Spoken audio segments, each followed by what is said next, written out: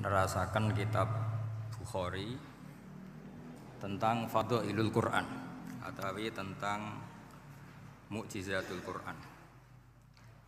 Niki teng Bukhari halaman 193 juz 3. Ya teng Bukhari niku juz 3 halaman 193, nak teng Fathul Bari juz 9 halaman 573. Nggih sedurunge kula mukadimah nggih. Dados Quran nggih cobi didengarkan nggih. Quran itu turun itu kan mustameknya, pendengarnya itu zaman itu kan orang kafir semua. Makanya pertanyaannya itu untuk jadi ahli tafsir itu syaratnya ada enggak? Ya syaratnya ada, harus paham itu. Lalu syaratnya paham itu apa? Untuk Quran itu syaratnya satu, ya dapat hidayat itu. Karena kalau kita pakai standar apapun itu tidak bisa. Karena banyak orang kafir dulu karena punya pengetahuan yang baik tentang uslubul kalamil Arab, itu Quran turun itu memahami dan faham. Ini termasuk yang diceritakan Shahibus Shahih, yaitu Imam Bukhari. Imam Bukhari itu cerita ada orang namanya Jubair bin Mut'im, itu kafir. Saya ulang lagi ya, Jubair bin Mut'im itu kafir. Dia datang ke Madinah untuk negosiasi Asra Badrin, tawanan perang Badar. Delalah pas itu Rasulullah SAW memimpin sholat maghrib, baca surat Wattur wa kitabim mastur fi raqim mansyur. Si Jubair ini mendengarkan terus. Mendengarkan itu kok enak. Nah dia mulai argumentasi kekafirannya terganggu, logika kekafirannya terganggu. Itu ketika Allah mulai mempertanyakan am khuliqu min ghairi syai'in. Kalau kalian merasa Tuhan, mbok kamu itu merasa hidup tanpa pencipta. Ya sudah, kalau kalian merasa Tuhan sebagai subjek, sebagai aktor sejarah, kalian harus khuliqu min ghairi syai'in. Manusia itu diciptakan tanpa pencipta. Atau amhumul khaliqun, atau kalian memang pencipta. Lalu kalau kalian pencipta, pertanyaannya Allah, am khalaqus samawati wal ard, apa kalian semua atau mereka yang kafir itu pencipta langit dan bumi?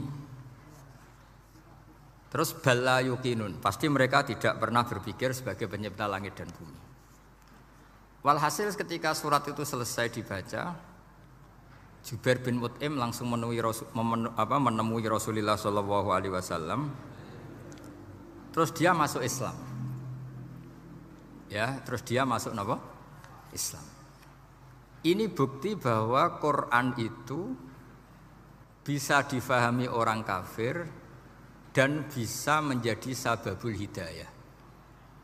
Sebab itu saya pastikan jika Quran itu dikaji orang non-muslim dengan niat belajar, itu harus diberi hak. Wa in ahadum minal musyrikin astajaroka fa'ajirhu hatta yasma'a kalamullah summa ablihu ma'manah. Jika ada orang kafir minta akad aman supaya dia bisa belajar Quran, harus diberi hak. Karena awal-awal Quran itu saking fasohahnya, saking jameknya, saking jelasnya, bahkan aslama Umar mergo bistimaihi atau bisamaihi ayat Al-Quran. Wa kadzalika aslama Jubair bin Mut'im juga ketika mendengar ayat Quran. Pertanyaannya kan, dia ketika mendengar itu muslim apa masih kafir? Masih apa? Kafir. Dan aslama setelah mendengarkan ayat apa? Quran. Ya, ini nanti saya terangkan secara logika mukjizatnya. Cerita Islamnya Jubair bin Mut'im. Ya, di Bukhari saya juz 3 halaman 193, kalau di Fathul Bari juz 9 halaman 583. Ini nanti ngaji sampai jam 3. Nanti jadi kalau jam 3 top. Kau yang berketok sampean seneng nanti jam 3. Nah kita era paham nggih seperempat jam. Nggih, haddatsana al-Humaydi, haddatsana Sufyan, qala nggih qala haddatsuni 'ani Zuhri an Muhammad bin Jubair bin Mut'im an abihi. Qala sami'tu an-nabiyya sallallahu alaihi wasallam yaqra'u fil maghrib bit-tur. Falamma balagha hadhil ayat am khuliqu min ghairi syai'in am humul khaliqun. Terus am khalaqus samawati wal ard bal la yuqinun am indahum khazainu rabbika am humul musaitirun. Kada qalbi ayatiron. Kada meh-meh apa qalbi ati ingsun iku ayatiro yang to terbang apa qalbi. Hampir hatiku itu hilang, nyaliku sebagai orang kafir itu hilang karena argumentasi saya kalah. Kalah itu ya kalah. Jadi karena Allah itu sangat rasional. Saya berkali-kali kalau ngaji bilang Allah itu zat paling fair, paling kalau boleh dibahasakan tuh ngajak kita sangat-sangat rasional. Saya berkali-kali ngaji bilang untuk menafikan Tuhan selain Allah itu Allah cara nantang itu sederhana sekali.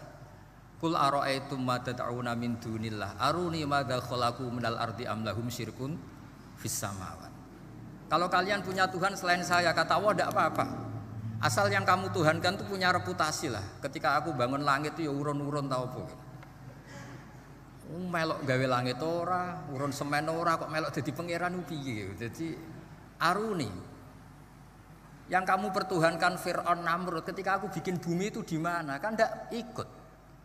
Tahu-tahu lahir di bumi, tahu-tahu sebagai Tuhan. Ini apa-apaan itu. Jadi aruni madza khalaqu minal ardi am lahum syirkun fis sama. Jadi kalau kata Allah ini yang pikirannya Jubair bin Mut'im, enggak apa-apa kamu tuhankan selain saya kata Allah, tapi am khalaqus samawati wal ard. Apa Lata Uzza Hubal punya reputasi menciptakan langit bumi? Enggak kan bala yuqinun.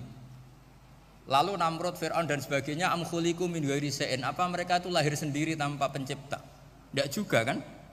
Nah, logika-logika itulah yang menjadikan Jubair bin Mut'im, Sayyidina Umar, Khalid bin Walid banyak yang menjadi masuk napa? Islam. Tapi logika yang dibangun Quran ini kita sudah mulai lupa. Karena tadi surat iki kasihate ngene, sakake Quran. Waqiah mari duwe, Ra'at nyepetno wong mati kan sudah kasihate itu sudah.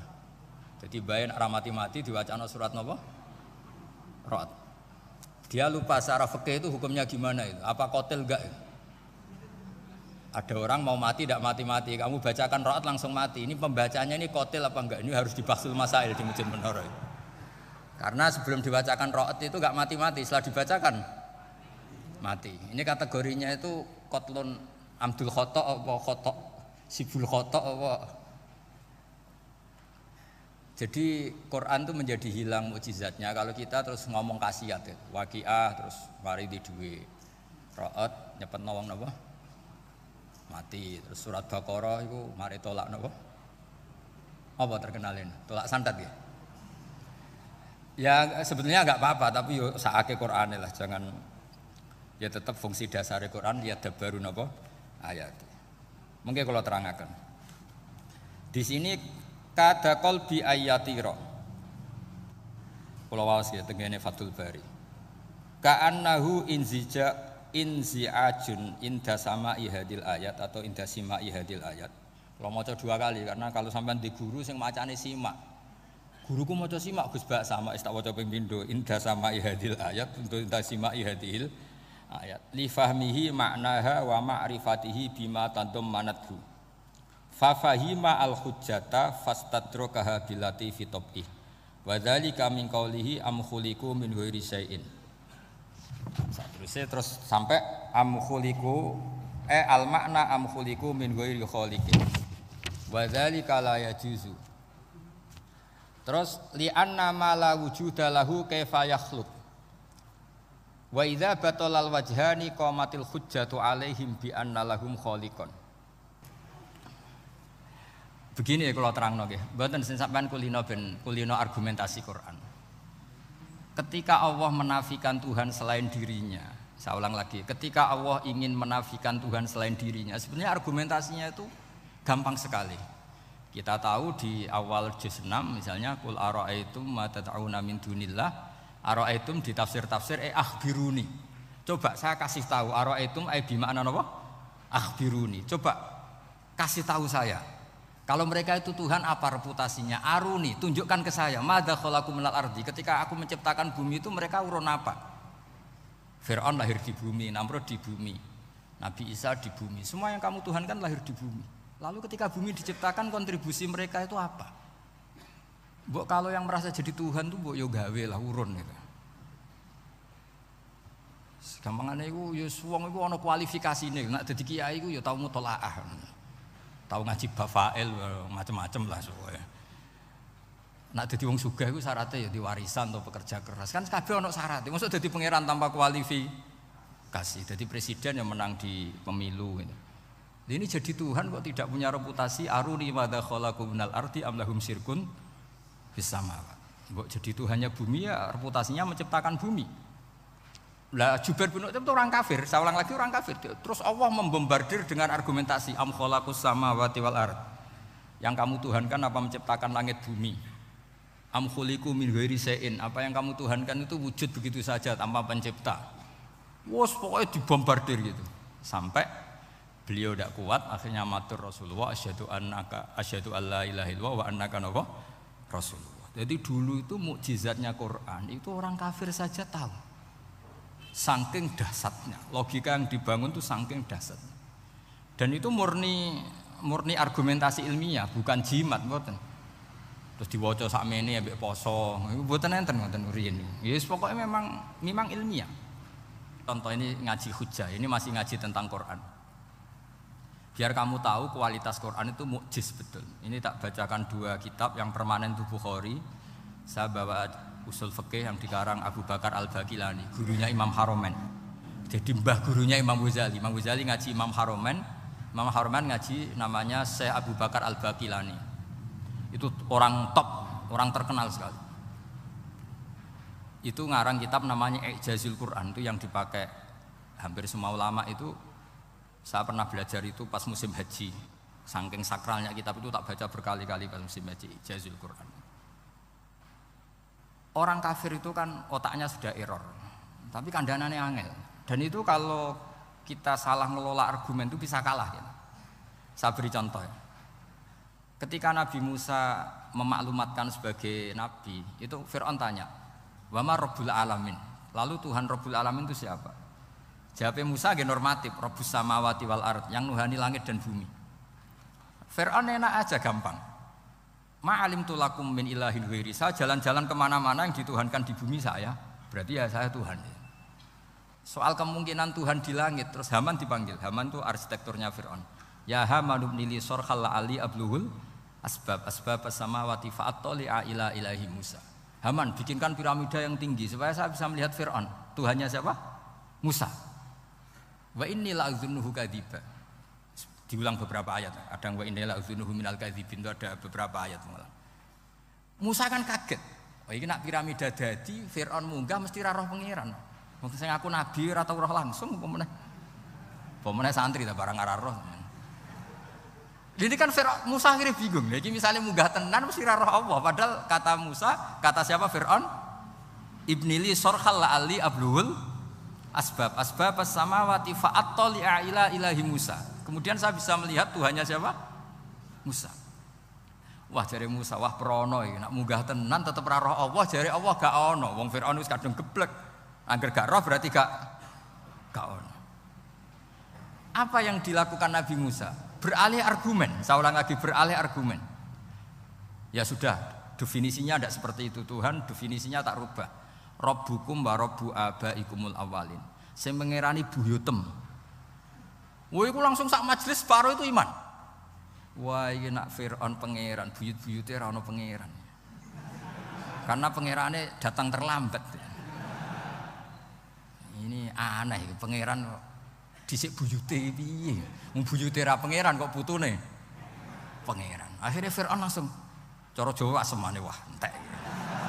Nah, makanya kalau Syekh Nawawi ngendikan, kalau debat kok wis muring-muring wis ra ilmiah. Makanya terus Fir'aun la'as alannaka minal masjunin, tak penjara gue. Dia sudah ada ilmiah lagi. Ketika Rabbus samawati wal ardi, Fir'aun masih berusaha ilmiah. Saya kemana-mana dituhankan fil ardi, maksudnya di bumi. Soal kemungkinan di langit, saya nanti bikin bangunan, mau lihat Tuhanmu Musa. Tapi ketika dipojokkan dengan Rabbukum wa Rabbu abaikumul awalin, yang nuhani nenek moyang kamu. Entek Firaun. Waduh, aku di bapak, di mbah. Mbahku ya ora pangeran, kok putune pangeran. Berarti mbahku tanpa apa? Pangeran. Wah ribet nih. Penjara Musa, jadi emosi dia karena sudah enggak bisa debat sudah. Jadi semua nabi itu ciri khasnya itu punya kemampuan argumentatif. Makanya nabi itu harus fatona, harus punya kecerdasan. Dan itu juga yang dilakukan Quran ketika nafyu uluhiyati ghairillah, ketika menafikan bahwa selain Allah itu pasti tidak Tuhan. Ya tadi, kalau Allah itu punya pesaing sebagai Tuhan, ya namanya Tuhan, reputasinya ya aruni madza khalaqu minal ardi am lahum syirkun fis samawati. Mungkin kalau orang-orang tajwid hanya nekuni fis samawati itu fis samawati itu kan urusan tajwid ya. Tapi kalau kita yang ahlul makna itu nekuninya kalau merasa Tuhan itu ya punya reputasi. Di antara reputasinya itu ikut menciptakan langit dan bumi. Nah dengan demikian namanya bayinah. Bayinah itu kebenaran yang ketok welo-welo. Sehingga orang kafir itu tidak bisa berbantah-bantahan lagi. Nah, ini disebut lam yakunil ladzina kafaru min ahlil kitab wal musyrikina munfakina hatta ta'tiyahumul bayinah. Bayinah itu siapa? Rasulun minallah yatlu suhufam mutahharah. Makanya orang kafir dulu itu matur nuwun tenan mbek Islam. Mergo qad ja'atkum bayyinatum mir rabbikum. Bayinah itu harus ada. Makanya kita sekarang harus sesering mungkin bikin bayinah.